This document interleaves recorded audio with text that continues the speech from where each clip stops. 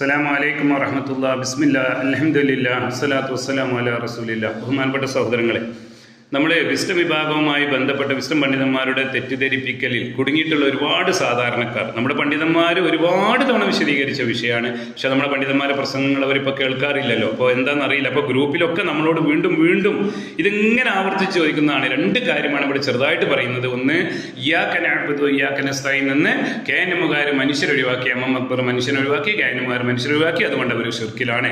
രണ്ടാമത്തെ ഒരു കാര്യം, ജിന്നും മലക്കും അല്ലാഹനെ പോലെ അഭൗതികമാണെന്ന് പറഞ്ഞു, അതുകൊണ്ട് അവർ ഷിർക്കിലാണ്. രണ്ട് പച്ചാപ്പൊള്ളു, ഒന്നാം നമ്പർ പൊള്ളു.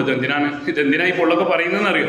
ഇത് യോജിക്കുന്ന പൊള്ളാണെങ്കിൽ രസമുണ്ട്. ഇതെന്തിനാ പൊള്ളു പറഞ്ഞാൽ ജിന്നി പിശാചുക്കളോട് നമ്മൾ സഹായം തേടി അതെല്ലാം ഷിർക്കാണെന്ന് പറഞ്ഞു. അവർക്ക് അത് അംഗീകരിക്കാൻ കഴിയില്ല. അതുകൊണ്ടാണ് നമ്മൾ പേരിൽ പൊള്ളു പറയുന്നത്. ജസ്റ്റ് നിങ്ങളൊന്ന് കേൾക്കൂ, ജസ്റ്റ് എന്താ അവർ പറയുന്നത്.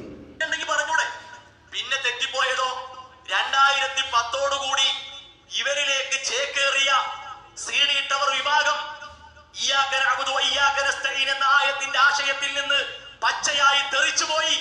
ഇവിടെ നിങ്ങൾ മനസ്സിലാക്കിയോ എന്താ പറഞ്ഞത്? നമ്മൾ കേഹന്മാര് ഇയ്യാക നഅ്ബുദു വഇയ്യാക നസ്തഈൻ ആദർശം പച്ചയായത് എന്താ? കാരണം എം അക്ബർ മനുഷ്യനെ ഒഴിവാക്കിയിട്ടുണ്ട്. അതിൽ നിന്ന് ഏതിൽ നിന്ന് മനുഷ്യനെ ഒഴിവാക്കി എന്ന് പറയുന്നത്? അല്ലാഹുവേ എൻ്റെ പാപം പുറത്തു തരണേ, അല്ലാഹുവേ എനിക്ക് ഹിദായത്ത് നൽകണേ, അല്ലാഹുവേ എനിക്ക് സ്വർഗം നൽകി എന്നെ അനുഗ്രഹിക്കണേ, അല്ലാഹുവേ എനിക്ക് സന്താനങ്ങളില്ല റബ്ബേ, എനിക്കൊരു സന്താനത്തിന് സാലിയായ സന്താനത്തിന് നൽകി അനുഗ്രഹിക്കണേ എന്നിങ്ങനെ അള്ളാഹിനോട് നമ്മൾ തേടൂലേ? അതൊക്കെ ഇവിടെ ഉള്ള ആരോടൊക്കെ തേടാ? വീരാൻകുട്ടിനോടും റസാക്കിനോടും കുഞ്ഞാമീനോടും ബോക്കറിനോടും വിജയനോടും രാഘവനോടും ജോസഫിനോടൊക്കെ അള്ളാഹിനോട് തേടുന്ന ഈ തേട്ടം തേടാന്നാണ് മുജാഹിദർ പറഞ്ഞിരിക്കണേന്ന്. ആര് കേനന്മാർ എം അക്ബറൊക്കെ അങ്ങനെ പറഞ്ഞു എന്ന്. ഇതാണ് നമ്മളെ പറ്റി ആരും. ഇത് കേൾക്കുമ്പോ ഏത് വീരാൻകുട്ടി എന്റെ പാപം പുറത്തു തരണേ, കുഞ്ഞാക്കാരെ എനിക്ക് ഹിദായത്ത് നൽകണേ, രാജാ എനിക്ക് ഔദർ കൗസറിന് വെള്ളം നൽകണേ, ജോസഫേ എനിക്ക് അർഷിന്റെ തണലേകി തരണേ എന്നിങ്ങനെ ഇവരോടൊക്കെ തേടാന്ന് മുജാഹിദർ പറഞ്ഞിരിക്കണേ, എം അക്ബർ പറഞ്ഞിരിക്കണേന്ന്. ഇത് ഇവര് പറയട്ടെ, ഈ പണ്ഡിതന്മാർ പറയട്ടെ. അവർ പിശാചിന് വേണ്ടി വാദിക്കുമ്പോൾ അവർക്ക് അതൊക്കെ അലങ്കാരാക്കി തോന്നിപ്പിക്കും, എന്തും അവർക്ക് നല്ലതാക്കി പിശാചി തോന്നിപ്പിക്കും. അതോടെ നിൽക്കട്ടെ. ഇത് അണികളുണ്ടല്ലോ, ഈ അണികൾക്കുള്ള ബുദ്ധി കൊടുത്തിട്ടില്ലേ? ഇന്ന് അവർ പറയണ്ടേ ഇതിലെങ്ങനെയാ ശരിയാവും? നമ്മളൊരു കളവ് പറയുന്നത് യോജിക്കുന്ന രീതിയിൽ കളവ് പറയേണ്ടതെന്ന് ഇവരുടെ പണ്ഡിതന്മാരോടെങ്കിലും ഇവരൊന്ന് പറഞ്ഞു കൊടുക്കണ്ടേ? ഇങ്ങനെ മുജാഹിദർ പറയുമോ എവിടെയെങ്കിലും? ഈ ആയത്തിറങ്ങിയത് നബിത്തങ്ങൾക്കല്ലേ? നബി സല്ലല്ലാഹു അലൈഹി വസല്ലമ ഈ ആയത്തിറങ്ങിയത് വിശദീകരിക്കേണ്ട ബാധ്യത നബിത്തങ്ങൾക്കല്ലേ? നബിത്തങ്ങളുടെ ജീവിതത്തിൽ ഈ ആയത്തിറങ്ങിയിട്ട് അല്ലാഹുവേ നിന്നെ മാത്രം ഞങ്ങൾ ആരാധിക്കുന്നു, നിന്നോട് മാത്രം ഞങ്ങൾ സഹായം തേടുന്നു, നബി സല്ലല്ലാഹു അലൈഹി വസല്ലമ ജീവിച്ചിരിക്കുന്ന അവിടെയുള്ള മുജൂദന്മാരോടും മുശ്രിക്കുകളോട് പോലും സഹായ ബന്ധത്തിൽ ഏർപ്പെട്ടിട്ടില്ലേ?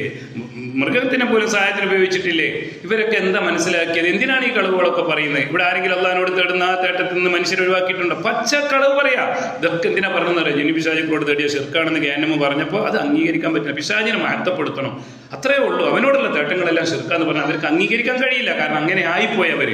ഇനി രണ്ടാമത്തെ ഒരു വിഷയം കൂടി നിങ്ങൾ കേട്ടോളൂ. ജിന്നു മലക്ക് എന്താണ്? അഭൗതികമാണെന്ന് പറഞ്ഞല്ലോ, അള്ളാഹിനെ പോലെ അഭൗതികം. അതും കൂടി നിങ്ങൾക്ക് ജസ്റ്റ് ഒന്ന് കേട്ടോളൂ.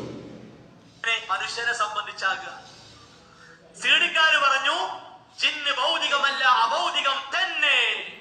ഇതെന്താ മനസ്സിലായപ്പോ നിങ്ങള്? നമ്മൾ പറഞ്ഞത്രേ ജിന്ന് അഭൗതികം തന്നെ, മലക്ക് അഭൗതികം തന്നെ, പക്ഷെ അള്ളാഹിനെ പോലെ അഭൗതികം തന്നെ എന്ന് പറഞ്ഞു.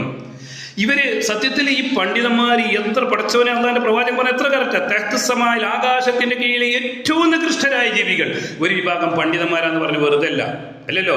ജൂതന്മാരും നെസാറാക്കളും മുശ്രിക്കുകളാണെന്നല്ല പറഞ്ഞത്. ഒരു വിഭാഗം അള്ളാഹിന്റെ ഉമ്മത്തിൽപ്പെട്ട നബിത്തങ്ങളുടെ ഉമ്മത്തിൽപ്പെട്ട ഈ പണ്ഡിതന്മാരാ. ഇവിടെ എന്താ വിഷയം?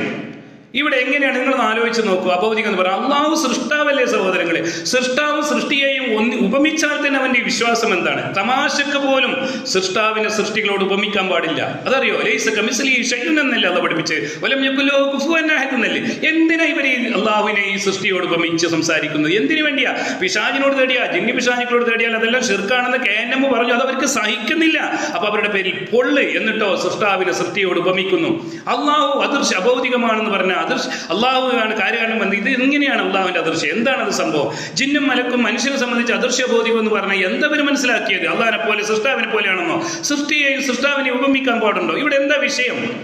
ഈ ജിന്നു മലക്കും ജിന്നുകളുമായി ബന്ധപ്പെട്ട് മലക്കുമായി ബന്ധപ്പെട്ട് നമ്മൾക്ക് അറിയുന്ന വിഷയം എന്താണത് സംഭവം? അദൃശ്യ ഭൗതികം എന്ന് പറഞ്ഞാൽ വഹീന്റെ അടിസ്ഥാനത്തിൽ മാത്രമേ നമുക്ക് മനസ്സിലാക്കാൻ കഴിയുകയുള്ളൂ എന്നുള്ളത് കൊണ്ടാണ്. അള്ളാഹുവിന്റെ പ്രവാചകനുള്ള നിന്ന് മാത്രം വഹീന്റെ അടിസ്ഥാനത്തിൽ മാത്രം നമുക്ക് മനസ്സിലാക്കാൻ കഴിയുന്ന സൃഷ്ടികളെ പറ്റി നമ്മൾ അദൃശ്യ ഭൗതികം എന്ന് പറയുന്നു. എന്തുകൊണ്ടത് പറയാം? അള്ളാഹിനെ പോലെ അദൃശ്യബോധികം എന്ന് പറയാനാണോ? അള്ളാഹു സൃഷ്ടാവല്ലേ, സൃഷ്ടാവിന് സൃഷ്ടിയോട് ഉപമിക്കാൻ പറ്റുമോ? പറ്റില്ലല്ലോ. പിന്നെ ഇവിടെ എന്താ? വഹിയുടെ അടിസ്ഥാനത്തിൽ മാത്രം, വഹിയുള്ള പ്രവാചകന് മാത്രമാണ് അവരെ പറ്റി അറിയുകയുള്ളൂ. അവരെന്താണോ പറഞ്ഞത് അത് നമുക്ക്, നമ്മളെ സംബന്ധിച്ചിടത്തോളം അദൃശ്യബോധികം, നമ്മളെ സംബന്ധിച്ചിടത്തോളം അദൃശ്യബോധികം എന്താണത്? സാക്ഷാൽ അള്ളാഹിനെ പോലെയാണെന്നാണോ?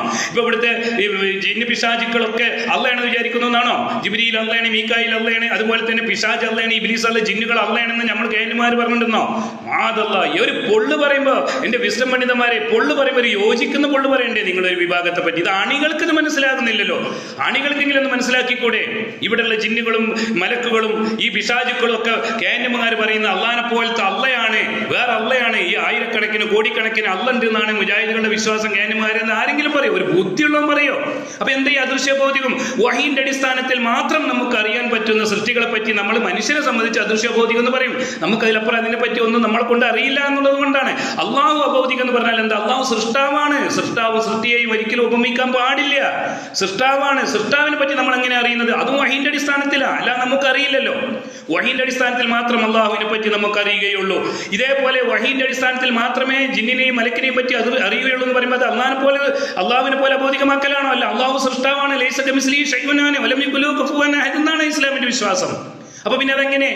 നമ്മളിവിടെ പറയുന്ന എന്താന്ന് പോലും അവർക്ക് അറിയാം, പണ്ഡിതന്മാർക്ക് അറിയാം. എന്നിട്ട് കോട്ടി മാറ്റി ഒപ്പിക്കുക. എന്തിനു വേണ്ടി? ജിന്നി പിശാചുക്കളോട് തരിക ശിർക്കല്ലാത്തൊരു സഹകെട്ടുണ്ടെന്ന് വാദിച്ചെടുക്കാനും സ്ഥാപിച്ചെടുക്കാനും വേണ്ടി പച്ചപ്പൊള്ളു പറയാം. നമ്മുടെ എമ്മപ്പന്റെ പേരിൽ കേനമിന്റെ പേരിൽ പൊള്ളിട്ട് അള്ളാഹു ആണ്, എല്ലാ ജിന്നും പിശാചുക്കളും മലക്കുകളും ഒക്കെ അള്ളയാണെന്ന് നമ്മൾ പറഞ്ഞു എന്ന് മാതല്ല പൊള്ളു പറയുമ്പോൾ എങ്ങനെയെങ്കിലും ആകട്ടെ. സഹോദരങ്ങളെ, വഹിന്റെ അടിസ്ഥാനത്തിൽ മാത്രം നമുക്ക് അറിയുന്ന കാര്യമായതുകൊണ്ട് സൃഷ്ടാവ് വേറെ, സൃഷ്ടി വേറെയാണ്. വിഷ്ണു സഹോദരങ്ങളെ, പിശാചിന് വേണ്ടി വാദിച്ച് നിങ്ങൾ എന്തിനാണ് നരകത്തേക്ക് പോകുന്നത്? അവനോടുള്ള മനുഷ്യനെ സംബന്ധിച്ച് അദൃശ്യബോധികളുള്ള ജിന്നി പിശാചുക്കളോടുള്ള എല്ലാ സഹായത്തോടും ശിർക്കാണ് നിങ്ങൾ വിശ്വസിക്കുകയും. പ്രാർത്ഥനയാണെങ്കിൽ, അല്ലെങ്കിൽ അത് ശിർക്കാണെങ്കിൽ, അല്ല പ്രാർത്ഥനയാണെങ്കിൽ, ഇബാദത്താണെങ്കിൽ അങ്ങനെയല്ല.